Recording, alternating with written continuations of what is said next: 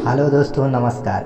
Glaze Trading India Private Limited में आपका स्वागत है दोस्तों। आज की इस वीडियो में हम आपको बताएंगे ग्लेज का क्लास के बारे में। तो हम लोग जानेंगे कौन सा क्लास। तो चलिए शुरू करते हैं।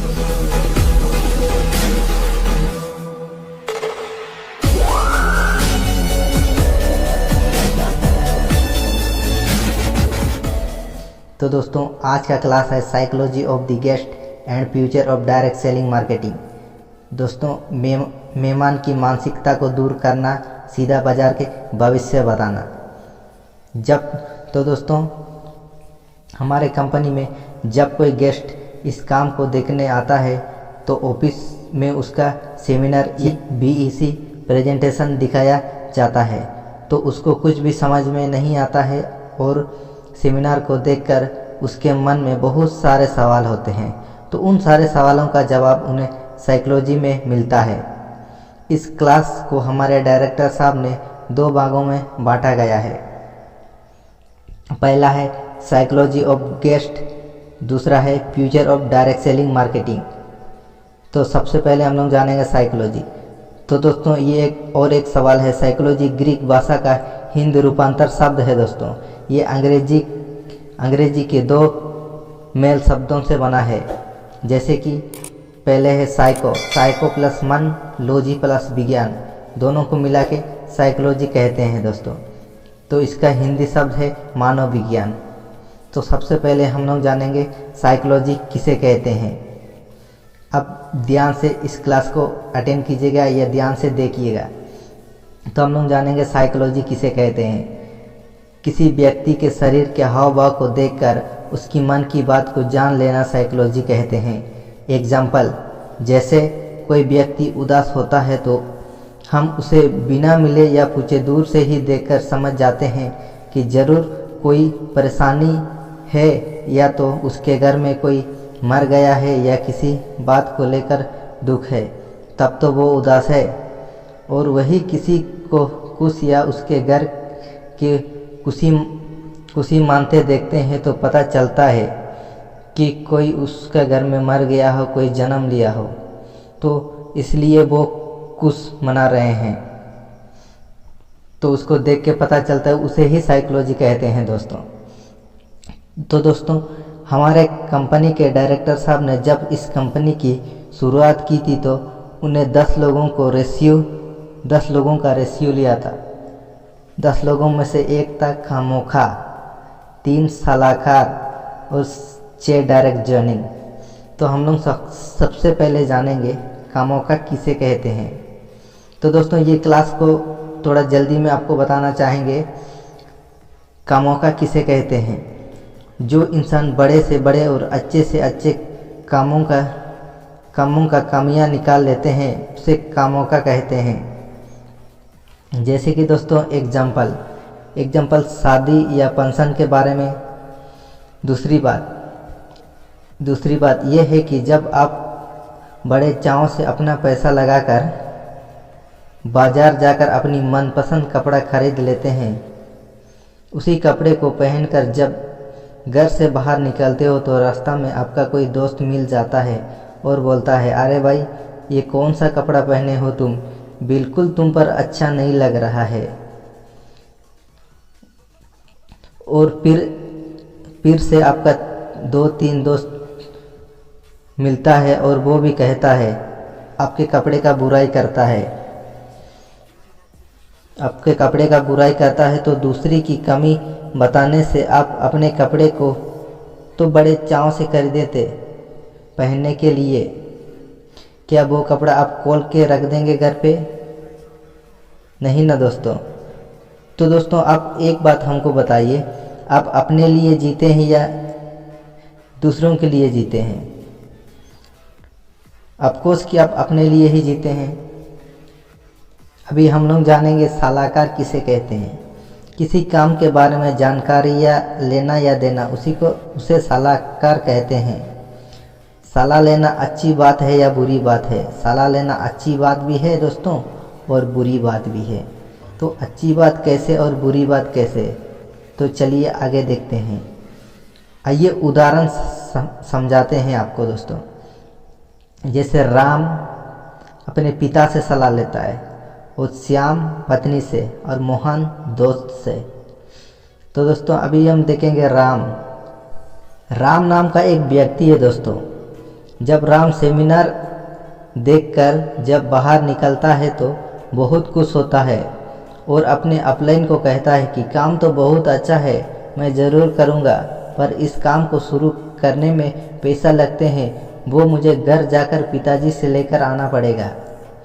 राम का अपलाइन राम से कहता है कि पैसे लाने जब घर जाओगे तो तुम्हारे पिताजी पूछेंगे तो क्या जवाब दोगे। और कहता है पर मुझे पैसे तो पिताजी से ही मिलेंगे। यह बोलकर राम अपने घर चला जाता है। राम जब अपने घर पहुंचता है तो अपने पिताजी को बहुत खुश होकर बोलता है कि पिताजी, मैं दिल्ली जैसे शहर में एक ज़बरदस्त काम देखकर आया हूँ, पर मुझे उस काम को शुरू करने के लिए 15 से 16 हज़ार रुपये की ज़रूरत है। अगर आप दे देते तो मैं वहाँ जल्दी जाकर काम को शुरू कर लेता। तो उसके पिताजी पूछता है कि बेटा काम क्या है। राम काम के बारे में बताने के लिए तो मना किया था। पिताजी कहते हैं जब तक तुम काम के बारे में नहीं बताओगे तो मैं तुम्हें पैसा नहीं दूंगा। राम कहता है कि मेरे उपलाइन काम के बारे में बताने के लिए मना किया है पिताजी। तो पिताजी बोले कि काम के बारे में बताओ और पैसा ले जाओ। तो राम मजबूर होकर अपने पिताजी को काम के बारे में बता देता है कि उस कंपनी में 15 से 16 हज़ार लगाकर 4 से 5 महीने में CDPD ED ST जैसे ही उसके बाद RD ही बनूंगा तो महीने में 30 से 40 हज़ार कमाऊंगा। तो उसके पिताजी बोले कि ऐसे कहीं होता नहीं है। राम बोला ये सच है पिताजी। तो राम के पिताजी कहते हैं कि ये जो मेरे बाल देख रहे हैं ना बेटा, यूं ही मैंने धूप में कड़े होकर सफ़ेद नहीं किए हैं। मेरे जीवन में ऐसी ऐसी कितनी कंपनियां आई और चली गई। आज तक तुमने कहीं सुना है कि कोई 50 हज़ार से ज़्यादा पैसा कमाया है? लोग ज़्यादा पैसा लगाकर कम पैसा कमाते हैं। राम के पिताजी राम को पैसा नहीं देता और राम काम शुरू नहीं करता। इसी तरह दोस्तों श्याम भी अपनी पत्नी से सलाह लेता है और मोहन अपना दोस्त से सलाह लेता है। अब आप हमको ये बताइए दोस्तों कि राम की पिताजी क्या इस कंपनी के डायरेक्टर थे? क्या श्याम की पत्नी GDD थी? और क्या मोहन के दोस्त GDD था या फिर सिंडिकेट थे? अगर कुछ नहीं थे तो क्या उनको सलाह सही मिला होगा? बिल्कुल नहीं मेरे दोस्त, क्योंकि सही सलाह नहीं मिला। आगे देखते हैं दोस्तों।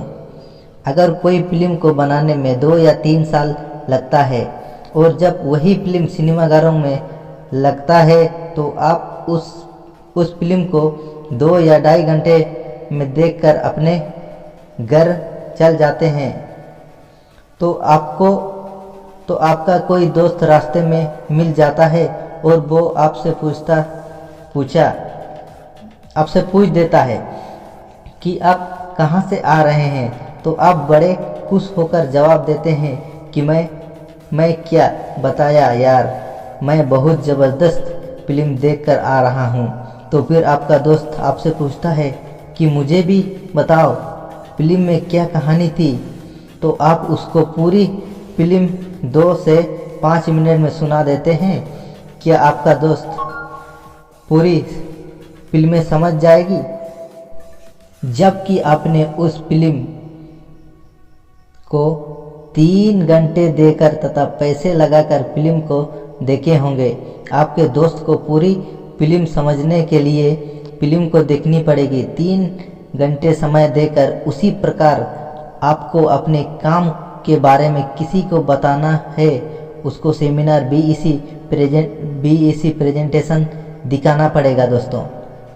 तो मेरे कहने का मतलब है मेरे दोस्त की सलाह आप उन्हीं से ले जिनको उस काम के बारे में जानकारी हो। मान लीजिए कि हमको बनना है डॉक्टर, तो हम उसको सलाह डॉक्टर से सलाह लेनी पड़ेगी या हलवाई वाला से सलाह लेनी पड़ेगी? तो पूछोगे तो वो वही बताएगा जो वह जानता है। जैसे मैंने हलवाई वाले से बोलूँगा कि मुझे डॉक्टर बननी है, तो मुझे हलवाई वाला क्या बताएंगे दोस्तों?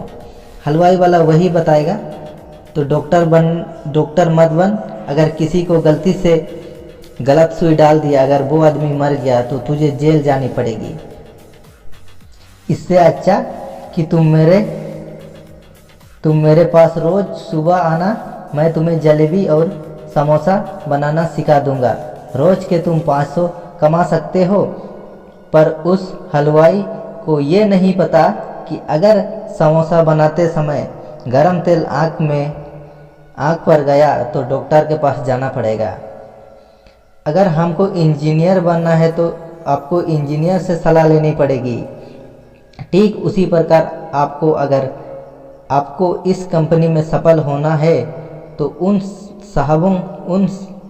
सब से सलाह लेना पड़ेगा जो इस कंपनी में सफल हुए हैं, जैसे आरडी, डीडी, जीडीडी।